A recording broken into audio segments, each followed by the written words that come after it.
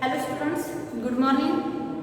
In this lecture, we will discuss about the optical fiber, that is the application of total internal reflection. In last lecture, we have discussed about the total internal reflection. There are two conditions for the total internal reflection. That is first condition, that conditions for T I R. First condition, that is the light must travel from denser medium to rarer medium. That is, we can say that the refractive index of first medium must be greater than the refractive index of second medium. That is, light must travel from denser medium to rarer medium. Light या ठिकाणी denser medium मधून rare medium मध्ये pass व्हायला पाहिजे. म्हणजे याचाच meaning काय, जे मीडियम जास्त डेन्सर राहतं त्याचा रिफ्रॅक्टिव्ह इंडेक्स सुद्धा काय राहतो, जास्त राहतो, आणि रेअर मीडियमचा रिफ्रॅक्टिव्ह इंडेक्स या ठिकाणी कमी राहतो. Therefore, the refractive index of first medium must be greater than the second medium. And then second condition is that the light, the incident angle must be greater than the critical angle, or angle of incident in the denser medium must be greater than the critical angle. Therefore, we can say I must greater than the IC, that is incident angle of incident must be greater than the critical angle. These are the two conditions for the total internal reflection. Total internal reflection म्हणजे काय बघितलेलं आहे आपण, त्याच्या conditions already आपण पाहिलेल्या आहेत. आता याचा यूज करून आपण ऍप्लिकेशन्स पाहणार आहोत टोटल इंटरनल रिफ्लेक्शनचे. मग या ऍप्लिकेशन्स मध्ये फर्स्ट ऍप्लिकेशन आहे, that is optical fibre. What is mean of optical fibre? Optical fibre कशाला म्हणायचं, तर आपण घरी टीव्ही वगैरे पाहतो, बरोबर आहे. टीव्ही साठी वेगवेगळे चॅनल्स पाहण्यासाठी आपण एक केबलचा यूज केलेला असतो. त्या केबल्स थ्रू या ठिकाणी आपल्यापर्यंत वेगवेगळे सिग्नल्स आपल्या टीव्ही पर्यंत पोहोचले जातात. तर ते जे केबल आहे, काळ्या कलरचं एक जाड वायर असतं, नियर अबाउट हे एवढ्या जाडीचं, त्याच्यापेक्षा थोडी कमी असू शकते. तर ते जे केबल आहे किंवा वायर आहे ते ऑप्टिकल फायबर पासून या ठिकाणी बनवलेलं राहतं. आता ह्या ऑप्टिकल फायबरचे वेगवेगळे या ठिकाणी ऍप्लिकेशन्स आहेत, ते आपण ऍप्लिकेशन पाहणार आहोत. तर याच्यामध्ये ऑप्टिकल फायबर मध्ये first we will discuss about the construction of optical fibre. Optical fibre कशा पद्धतीने कन्स्ट्रक्ट केलेला आहे, the construction of optical fibre. So here this optical fiber consists of, या ठिकाणी ही फिगर मी तुम्हाला आधी काढून दाखवते आणि मग तुम्हाला ऑप्टिकल फायबरचं कन्स्ट्रक्शन लक्षात येईल.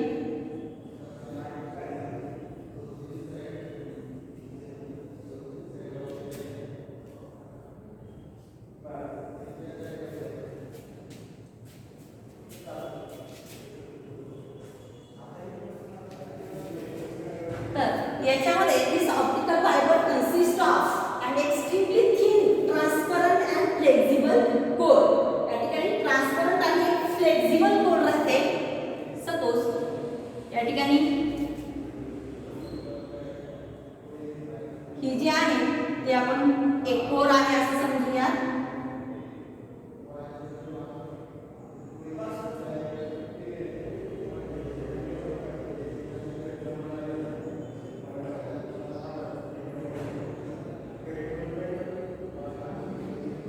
This is a core.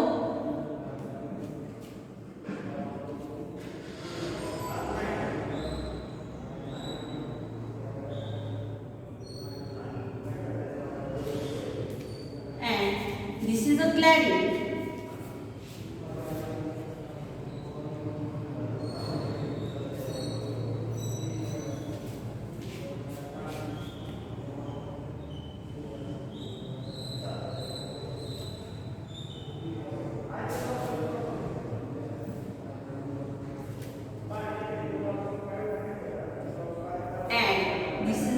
jacket.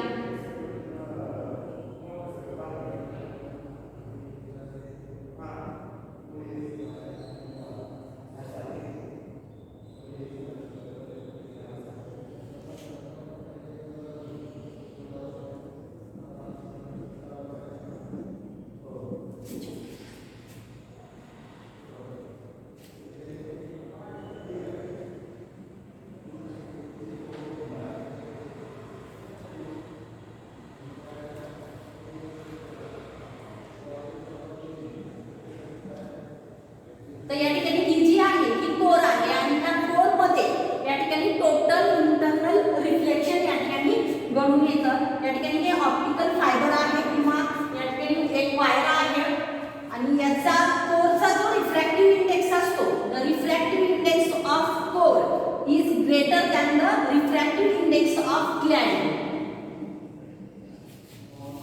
Refractive index of cladding that is mu core is much greater than the mu clad. आता याच्यामध्ये ज्यावेळेस लाईट एंटर होते ती कुठे होते, कोर मध्ये लाईट एंटर होते. तर light enters in the core and before coming out. या ठिकाणी हे वायर आहे खूप लांब, या ठिकाणी लॉंग डिस्टन्स वरती हे वायर या ठिकाणी आपण यूज करू शकतो आणि लाईट रेज च्या फॉर्म मध्ये या ठिकाणी सिग्नल्स सेंड केले जातात.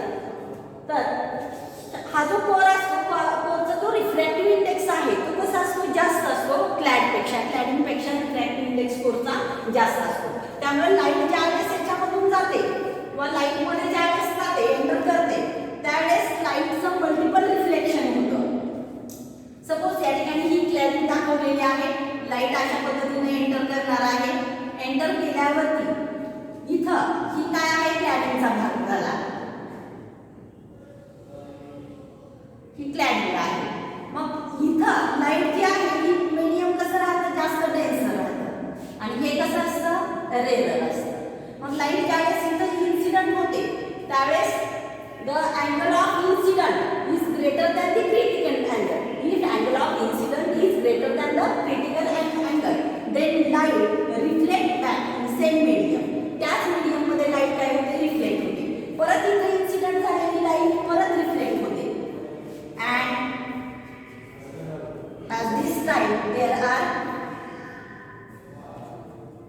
multiple reflections occurs inside the core. core मध्ये अशा पद्धतीनं या ठिकाणी मल्टिपल रिफ्लेक्शन घडून येतात आणि लाईट जी आहे ती वन एंड पासून अनदर एंड पर्यंत काय होते, पोहोचली जाते.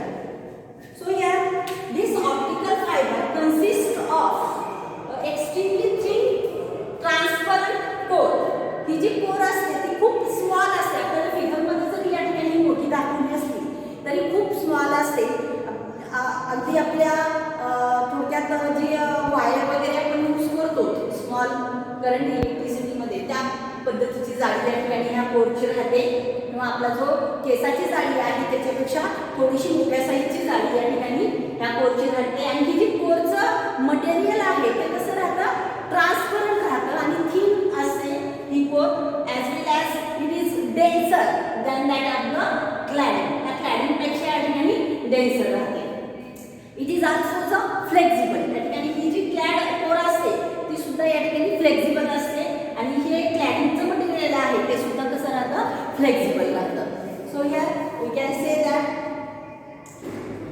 For protection the whole system is protected by the buffer or a jacket. तर ही जी होल सिस्टीम आहे this is protected from the jacket. त्या ठिकाणी हे जे आहे इथं ते जॅकेट झालं. याचं ब्लॅक कलरचं जे वायरच्या भोवताली आवरण असतं ते काय झालं, जॅकेट झालं. आपण तुम्हाला मी लास्ट लेक्चरमध्ये सांगितलं होतं की तुमच्या घरी जर केबलचा एखादा तुकडा असेल, त्या काळ्या वायरचा तुकडा असेल तर तो तुम्ही ओपन करून बघा, म्हणजे तुमच्या लक्षात येईल की एक्झॅक्टली कशा पद्धतीनं कन्स्ट्रक्ट केलेलं असतं. तर मध्ये या ठिकाणी एक छोटं पातळ असं फ्लेक्झिबल वायर असतं, त्याच्याच भोवताली एक पांढऱ्या कलरमध्ये क्लॅडिंग असते आणि त्याच्या भोवताली काळ्या कलरचे एक जॅकेट राहतं.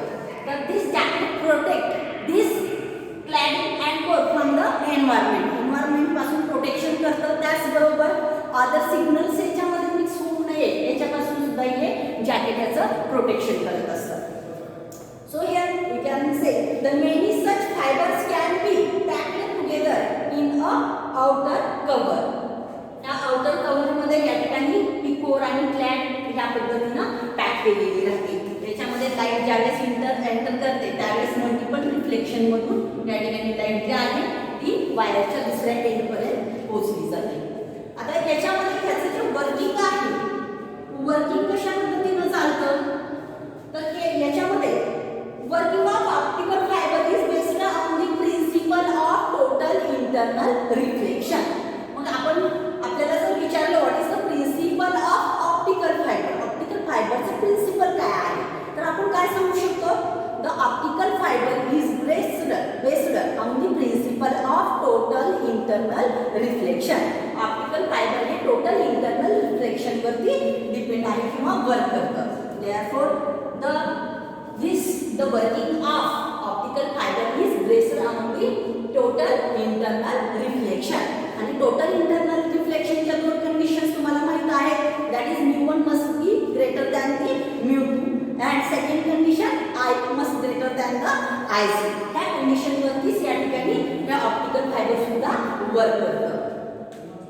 Now when a ray of light or signal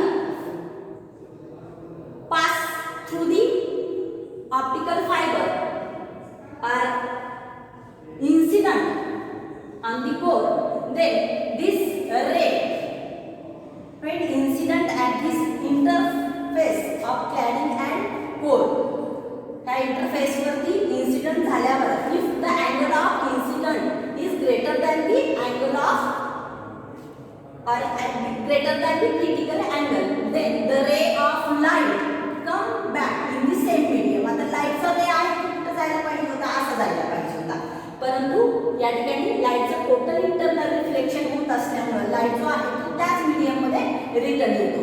and then again incident on the another side of this core and there are number of multiple reflection occurs inside the core and the ray of light or signal reach from one end of the wire to the another end.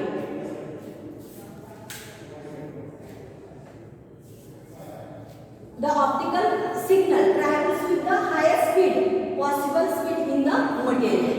या ठिकाणी हे जे लाईटची speed आहे ती कशी राहते highest असते, म्हणजे जितकी शक्य होईल तितकी जास्त स्पीडने या ठिकाणी ही लाईट ह्या मटेरियल मधून ट्रॅव्हल होते आणि त्याच्यामुळे आपल्याला इन्स्टंटली सिग्नल्स मिळतात. ज्यावेळेस एखादा लाईव्ह प्रोग्राम चालू असतो तर त्यावेळेला सुद्धा या ठिकाणी आपल्याला ह्या केबलच्या थ्रू इन्स्टंटली आपल्याला सिग्नल्स मिळत असतात. तर याच्यामध्ये आपल्याला या ऑप्टिकल फायबर्सचे ॲडव्हान्टेजेस काय काय आहेत हे बघणार आहोत. त्याचबरोबर याच्यामध्ये जे सिग्नल आहे ते सिग्नलची जी एनर्जी आहे त्या एनर्जीमध्ये सुद्धा कमी प्रमाणामध्ये लॉस होतो. There is a low loss of energy when this light propagate through this core. Light energy जी आहे प्रोपोगेट होत असताना एनर्जीचं या ठिकाणी लॉस खूप कमी प्रमाणामध्ये आहे, त्याच्यामुळे आपल्याला चांगल्या पद्धतीचे सिग्नल्स या ठिकाणी मिळू शकतात. Now we will discuss about the advantages of optical fibre.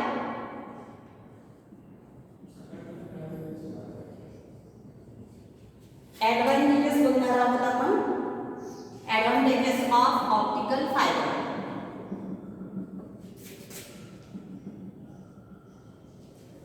The first advantage is that the broadband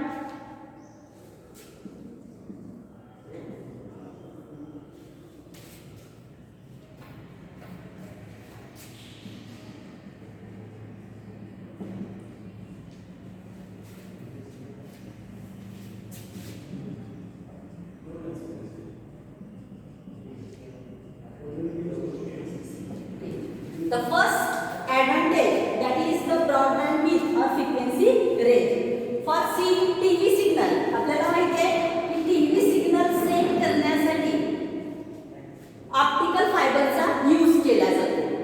तर टीव्हीचे सिग्नल सेंड करण्यासाठी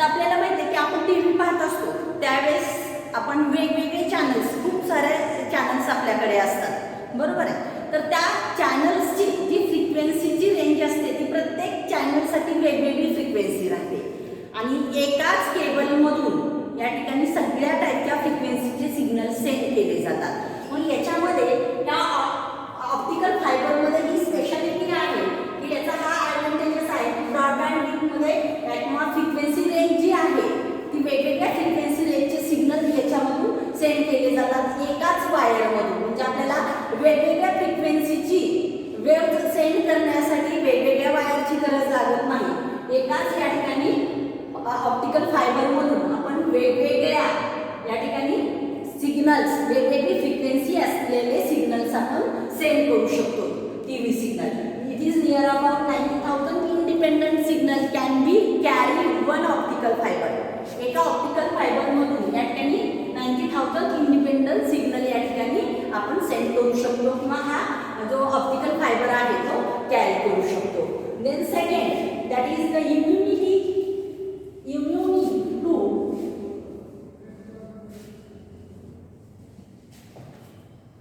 to EM interference.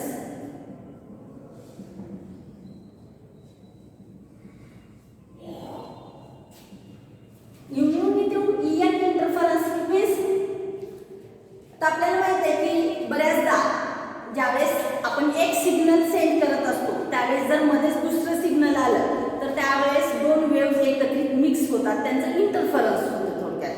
मग त्यावेळेस जे ओरिजिनल जी स्ट्रेंथ आहे सिग्नलची ती ओरिजिनल स्ट्रेंथ राहत नाही किंवा जी क्वालिटी आहे सिग्नलची ओरिजिनल ती राहत नाही. मग त्याच्यामध्ये लॉस ऑफ एनर्जी होतो किंवा मध्येच दुसरं सिग्नल मिक्स होतं, त्यावेळेस आपल्याला क्लिअरिटी मिळत नाही. तर इम्युनिटी EM इंटरफरन्स म्हणजे तर बाकीच्या वेव्ज, इलेक्ट्रोमॅग्नेटिक वेव्हचं याच्यामध्ये काय करतं ते वायर जे आहे इलेक्ट्रोमॅग्नेटिक एक्सटर्नल इलेक्ट्रोमॅग्नेटिक वेव्हपासून याचं प्रोटेक्शन करतो. आणि सिग्नलमध्ये जे आपण सेंड करणारे सिग्नल्स किंवा आपल्याला जे मिळणारे सिग्नल्स आहेत त्याच्यामध्ये बाकीचे इतर एन्व्हायरमेंटमधले सिग्नल्स या ठिकाणी मिक्स होत नाहीत. आणि त्याच्यामुळं therefore we can say the optical fiber, the advantages of optical fiber is immune to EM interference. म्हणजे बाकीचे जे सिग्नल्स आहेत त्यांचं इंटरफरन्स होत नाही किंवा बाकीच्या सिग्नल्सचं या ठिकाणी मिक्सिंग होत नाही. Then optical fiber being electrically or non-conductive does not pick up nearby electromagnetic signal. तर या ठिकाणी हे ऑप्टिकल फायबर जे आहे ते इलेक्ट्रिकली कसं आहे, इन्सुलेटर आहे. म्हणजे इलेक्ट्रिसिटी त्याच्यामधून पास होत नाही. आपण लाईट वेव्स त्याच्यामधून पास करतोय परंतु इलेक्ट्रिसिटी त्याच्यामधून पास होत नाही कारण it is made of fibre and therefore the other electromagnetic signal cannot be catched by this optical fiber. Then the low attenuation loss.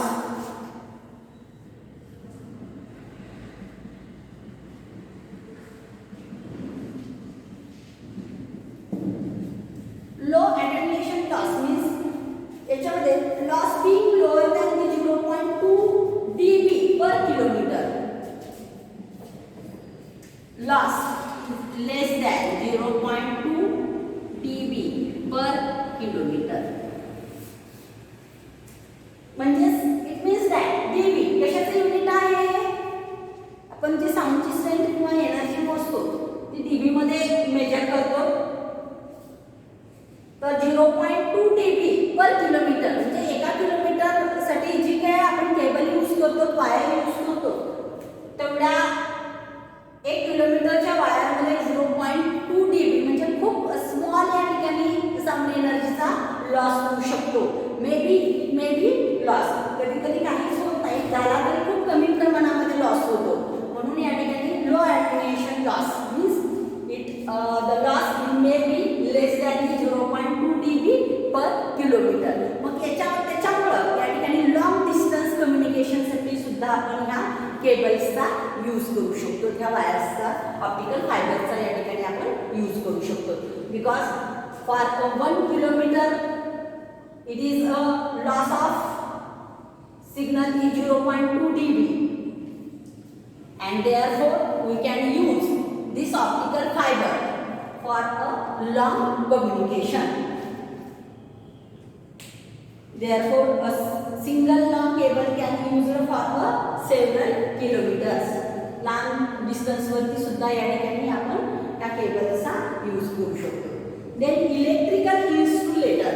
The fourth advantage is that electrical insulator. Electrical insulator.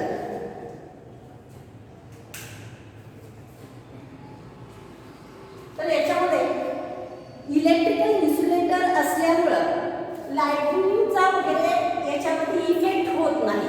It means that we can say the optical fibre is electrically insulator and therefore the ground loop of metal wires or lighting do not cause any harm on this optical fibre. म्हणजे lighting वगैरे झाली तरी सुद्धा या optical फायबरवरती काही त्याचा effect होत नाही किंवा ते हार्मफुल राहत नाही याच्यासाठी ऑप्टिकल फायबरसाठी. कारण because it is a electrically insulator. Being electrically insulator the lightning does not cause any harm. तर या ठिकाणी लाइटिंगचा त्याच्यावरती काही इम्पॅक्ट होत नाही. Then the next advantage is that the theft prevention.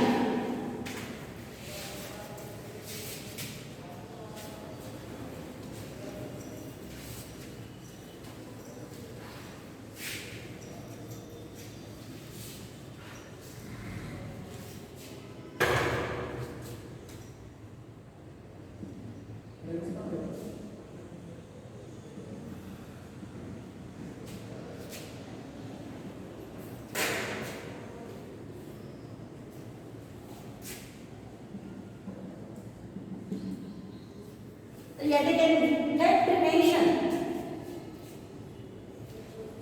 Theft prevention, it means that the optical fiber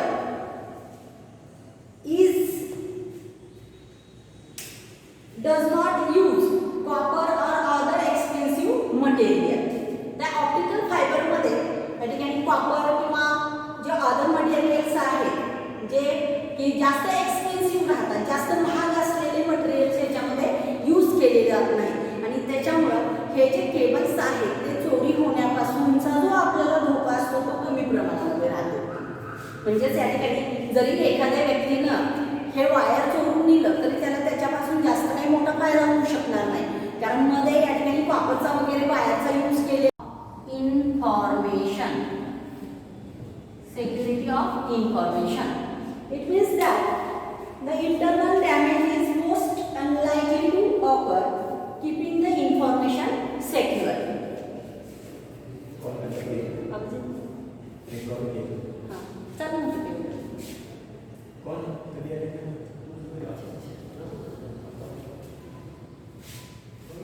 The secure of information. जे information आहे आपण आपल्याला जी इन्फॉर्मेशन सेंड करायची असते ज्या ठिकाणी ती इन्फॉर्मेशन या ठिकाणी काय होत नाही, लीक होत नाही. थोडक्यात म्हणजे इन्फॉर्मेशनची सिक्युरिटी राहते.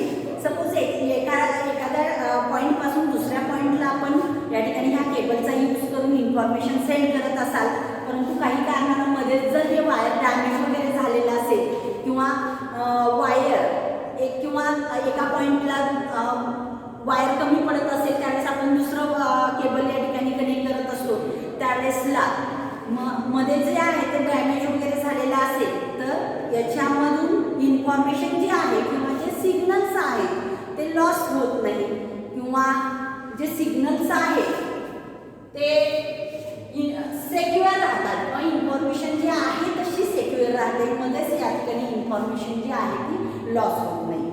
तर this is the security of information. इन्फॉर्मेशनची याच्यामध्ये काय राहते, सिक्युरिटी राहते. Then we will discuss about the second application of optical fiber. These are the applications of optical fiber.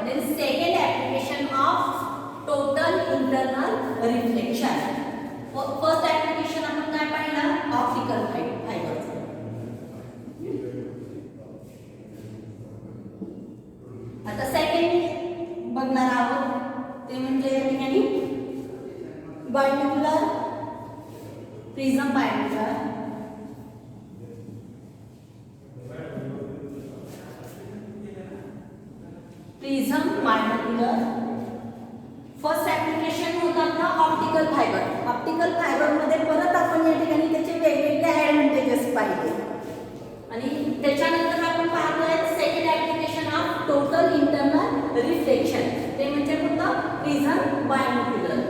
तर प्रिझम बायनोक्युलर म्हणजे काय?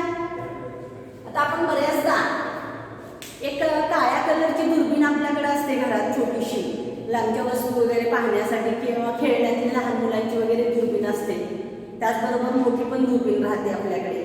तर एक प्रिझम बायनोक्युलर म्हणजे काय ते आपण बघणार आहोत.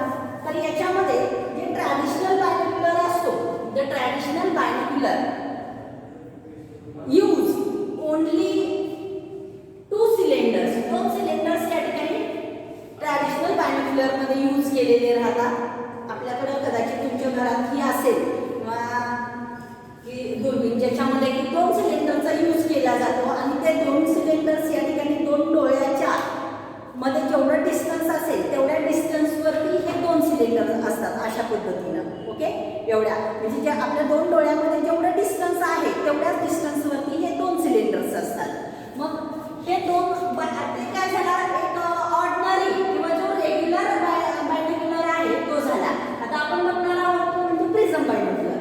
तर प्रिझम बायनोक्युलर मध्ये काय, दोन्हीमध्ये काय फरक आहे म्हणजे रेग्युलर मध्ये आणि या प्रिझम बायनोक्युलर मध्ये ते आपण बघणार आहोत. म्हणजे जे रेग्युलर बायनोक्युलर आहे, the distance in that binocular, the distance between the 2 cylinder is cannot be greater than the distance between 2 eyes, and therefore if you want to cover a more area then it is not possible. म्हणजे आपल्याला जर जास्त area cover करायचा असेल तर आपण जास्त area cover करू शकत नाही. त्याच्यामुळं मग आपल्याला जर जास्त एरिया कव्हर करायचा असेल तर 2 सिलेंडर मधलं डिस्टन्स सुद्धा कसं पाहिजे, जास्त पाहिजे, तरच आपण जास्तीचा एरिया पाहू शकतो.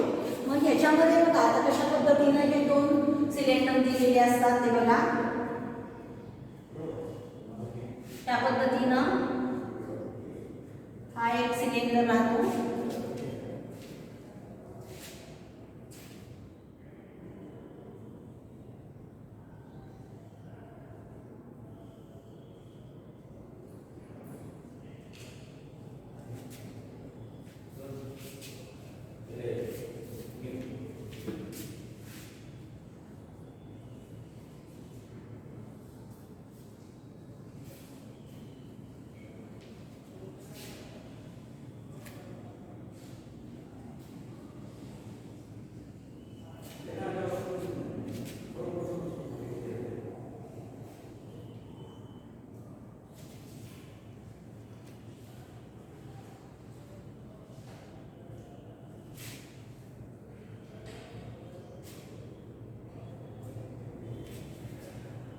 तर याच्यामध्ये या ठिकाणी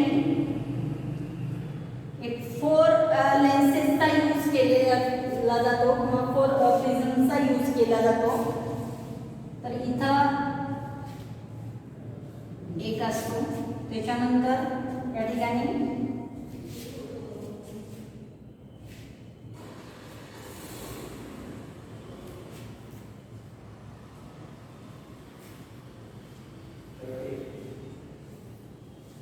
लाईट जी आहे ती इथे इन्सिडेंट होते आणि इन्सिडेंट होऊन या ठिकाणी या पद्धतीने याचं रिफ्लेक्शन होतं लाईटचं. This is the incident ray. Here the light will reflect and will incident on the another prism as this type, and then it will again reflect here.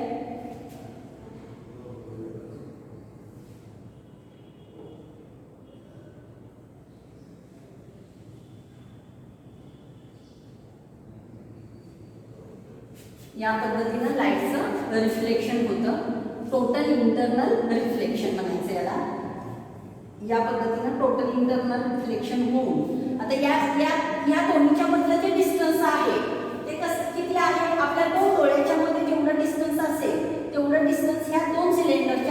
मध्ये असणार आहे आणि ह्या दोन सिलेंडरच्या मधलं जे डिस्टन्स आहे ते कसं असणार आहे, जास्तीचं असणार आहे. तर या ठिकाणी हा 1 नंबरचा प्रिझम, हा 2, 3 आणि हे 4 अशा पद्धतीनं 4 प्रिझम्सचा आपण या ठिकाणी यूज केलेला असतो.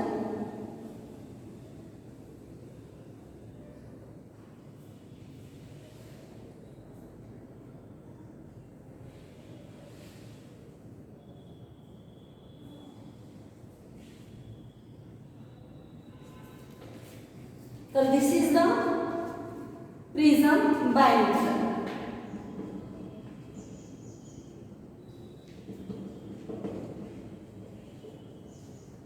So this is the average distance. The distance which is equal to the distance between two our eyes. आपल्या डोळ्यामध्ये केवढं डिस्टन्स आहे तेवढं डिस्टन्स हे राहतं आणि आपण ह्याच्यामधून बघू शकतो. आणि हा जो कव्हर होणारा एरिया आहे तो कसा राहील, जास्तीचा. जर सपोज या ठिकाणी आपण जे रेग्युलरचे बायनोक्युलर यूज करतो त्यातला डिस्टन्स कसा राहणार, ह्या पद्धतीने 2 सिलेंडर राहणार. मग जो एरिया कव्हर होतोय तो सुद्धा कसा राहील, कमी प्रमाणामध्ये राहील. याच्यामध्ये आता काय होईल, जास्त एरिया या ठिकाणी कव्हर होतोय. तर या ठिकाणी दिस बायनोक्युलर uses 4 prisms and total internal reflection occurs here from one prism, then light incident on the second prism and total internal reflection takes place here, as well as here also the total internal reflection takes place, and therefore the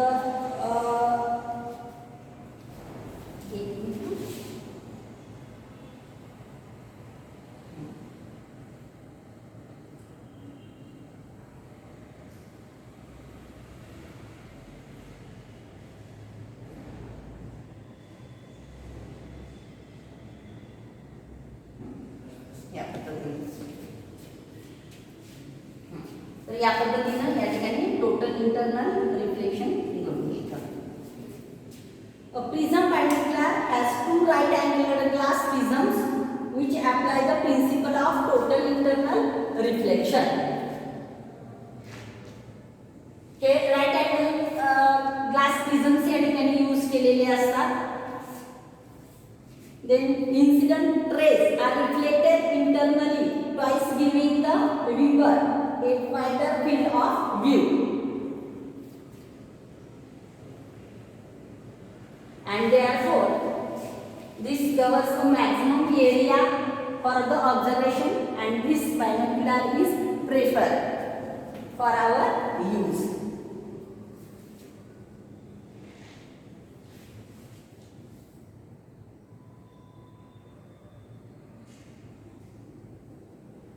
Now we will discuss a third use of this. That is, the third use is the total internal reflection is used in the periscope.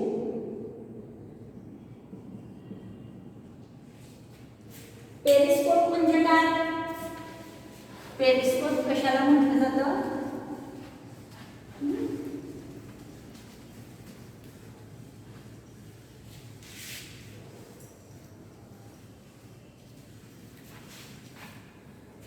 Periscope is a device or instrument which is used to see the object. Used to see objects which are on the surface. Object on the surface of water. Surface of water body from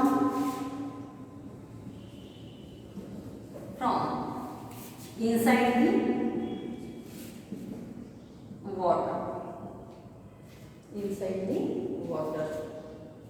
तर याच्यामध्ये periscope काय आहे? एक instrument आहे. त्या periscope मध्ये पण total internal रिफ्लेक्शनचा use केला जातो. तर याच्यामध्ये 2 प्रिझमचा यूज केलेला जातो.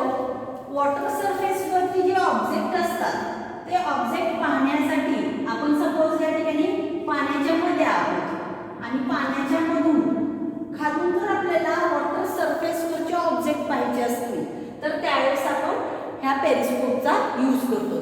कदाचित पेरिस्कोप हा वर्ड तुम्ही ऐकलेलाही असेल किंवा तुम्ही पाहिलेला असू शकते कुठं कधी टीव्ही वगैरे पेरिस्कोप. तर हा पेरिस्कोप कशी सपोज या ठिकाणी ही एक होडी आहे त्या पद्धतीची.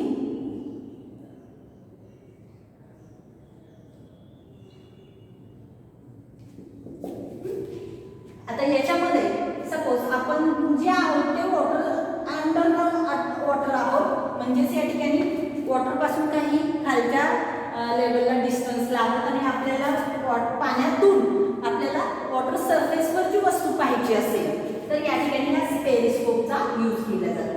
तर हा पेरिस्कोप कशा पद्धतीने असतो बघा या ठिकाणी सिंपल या ठिकाणी याचं कन्स्ट्रक्शन राहतं.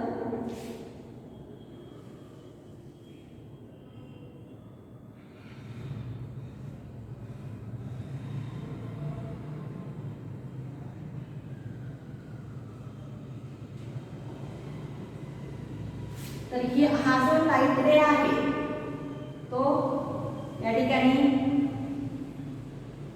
त्या प्रिझम वरती इन्सिडेंट होतो इथे अशा पद्धतीनं आणि इन्सिडेंट होऊन परत इथून परत एक दुसरा प्रिझम असतो तिथून परत त्याचं रिफ्लेक्शन होतं.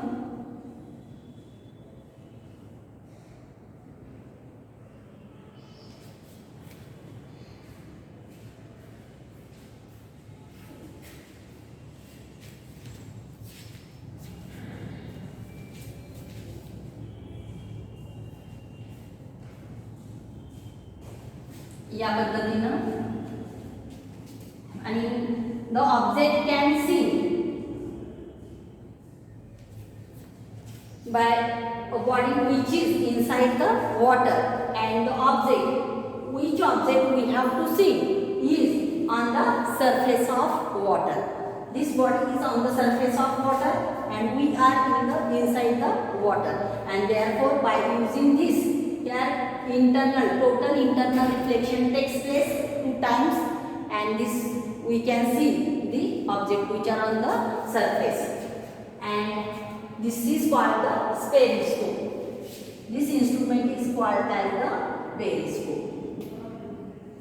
So here we can say that this periscope is an instrument which is used to see the object on the surface of water body from inside the water. Now these are some applications of total internal reflection. That is, first application is optical fiber and construction and working of optical fiber is seen. Then prism binocular and then third is the periscope. These are the applications of total internal reflection. Okay, काही अडचण आहे का तुम्हाला?